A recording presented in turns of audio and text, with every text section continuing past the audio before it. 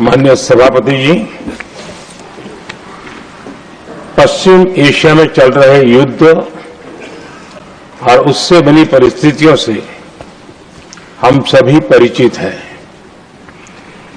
मैं आज संसद के उच्च सदन के सामने और देशवासियों के सामने इन विकट परिस्थितियों पर सरकार का पक्ष साझा करने के लिए उपस्थित हुआ हूं।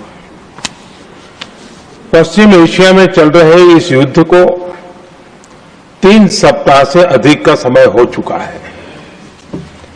इस युद्ध ने पूरे विश्व में गंभीर ऊर्जा संकट पैदा कर दिया है। भारत के लिए भी ये स्थिति चिंताजनक है। इस युद्ध से हमारे व्यापार के रास्ते प्रभावित हो रहे हैं। इससे पेट्रोल, डीजल, गैस और फर्टिलाइजर जैसे जरूरी सामान की रूटीन सप्लाई प्रभावित हो रही है। गल्फ देशों में करीब